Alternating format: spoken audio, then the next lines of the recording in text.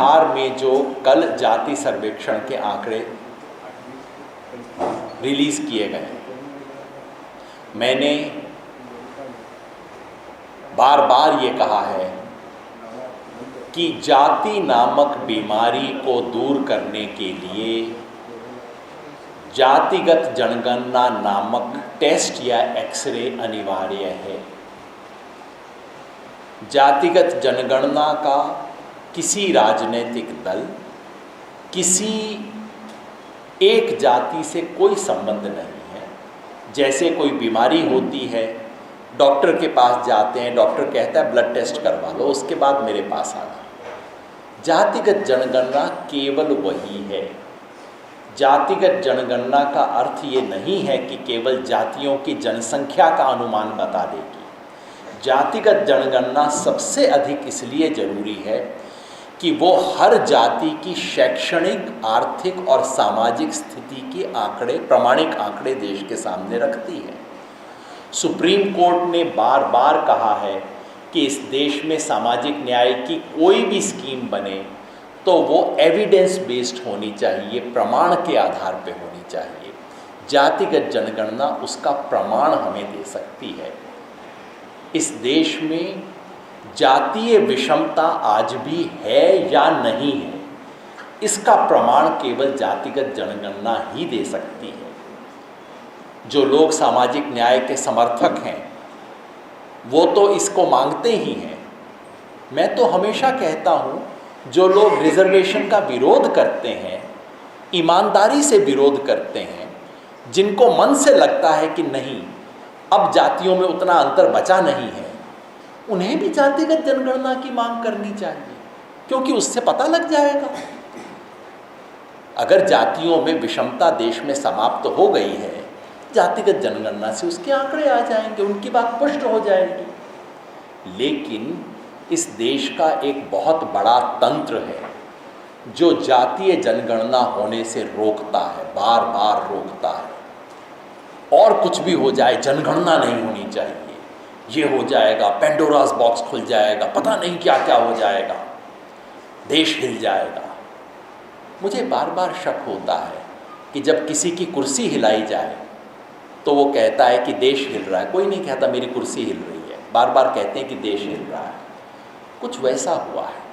कल बिहार में जो जातीय जनगणना के आंकड़े आए हैं, उन आंकड़ों ने 2-3 बातों को स्पष्ट कर दिया। अभी तो सिर्फ पहला उसका खेप आया है, दूसरा खेप कहते हैं कि आज आने वाला है, कल आने वाला है, पता नहीं। अभी केवल हर जाति की जनसंख्या के अनुमान रिलीज़ किए, अनुमान नहीं, उसके आंकड़े रिलीज़ किए गए हैं। और उससे स्पष्ट है कि ओबीसी की जनसंख्या जैसा लोग सोचते थे उससे कहीं कहीं ज़्यादा है। बिहार में ओबीसी 50-52% नहीं है, 63% है। ये बात कल की जनगणना से स्पष्ट हो गई।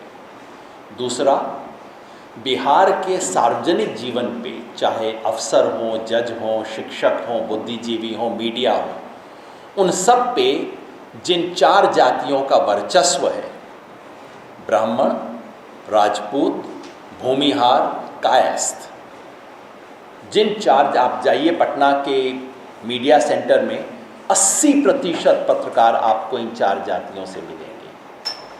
जजों को देखिए, अध्यापकों को देखिए, 80% शायद मैं कम कह रहा हूँ, वो है। उनकी जनसंख्या, इन 4 जातियों की कुल जनसंख्या 11.4% है। ये बात निकल के आई है। इससे कल के बिहार के आंकड़ों से इस बात की पुष्टि होती है कि क्यों जातिगत जनगणना आवश्यक है। मेरी आशा है कि इसका दूसरी खेप भी अब रिलीज़ की जाएगी, और मुझे उसमें ज़्यादा दिलचस्पी है कि अलग अलग जातियों की शैक्षणिक, आर्थिक और सामाजिक स्थिति क्या है। उससे पता लगेगा कि क्या बिहार में जिन्हें अगड़े बोला जाता है, क्या उनकी आर्थिक स्थिति दूसरों से बहुत अच्छी है, नहीं है। और ये भी पता लगेगा कि क्या ओबीसी के अंदर कुछ चंद जातियों ने ओबीसी के अंदर वर्चस्व स्थापित कर रखा है। क्या बाकियों से उनकी स्थिति बहुत ज़्यादा अच्छी है। ये सब जानने के बाद ही सामाजिक न्याय की नीतियों को उसके हिसाब से बदला जा सकता है, फाइन ट्यून किया जा सकता है, जिसकी बेहद ज़रूरत है। इसलिए मेरी ऐसी मान्यता है, मैं आप सबसे अनुरोध करूँगा कि इस सच को देश के सामने आने दीजिए। आप ही सोचिए, अगर आप मेरी हाथ सूजा हुआ है और कोई मैं जा रहा हूँ अस्पताल में कि एक्सरे करवाना है, और कोई सामने खड़ा हो जाए, कुछ भी हो, एक्सरे नहीं होने दूंगा, बड़ी विचित्र चीज़ होगी ना। इसका मतलब है कि उसका कहीं ना कहीं इंटरेस्ट है, उसे भी दिख रहा है कि हाथ तो सूजा हुआ है, लेकिन अगर एक्सरे हो गया तो हो सकता है मुझे इसका इलाज करवाना पड़ जाए, जेब में ज़्यादा खर्च हो जाए। कुछ चक्कर है। ये कहना कि आंकड़े नहीं आने देंगे, देश की सामाजिक आर्थिक अवस्था के आंकड़े देश के सामने नहीं आ जाएं, ऐसा कहना बहुत विचित्र तर्क है। मुझे विश्वास है कि बिहार में ही नहीं, बाकी राज्यों में भी ऐसे आंकड़े आएंगे। कई राज्यों के पास ऑलरेडी पड़े हैं, कर्नाटका के पास पड़ा हुआ है ये आंकड़ा। मुझे विश्वास है कि वो रिलीज़ करेंगे इसे, और जिन राज्यों में नहीं है वो भी इसे प्रकाशित करेंगे। कल प्रधानमंत्री ने कहा कि ये देश तोड़ने की साजिश है। मुझे सुन के बहुत अच्छा लगा कि इस देश की एकता के बारे में प्रधानमंत्री इतने चिंतित हैं। वो तो कपड़े से पहचानते थे ना लोगों को।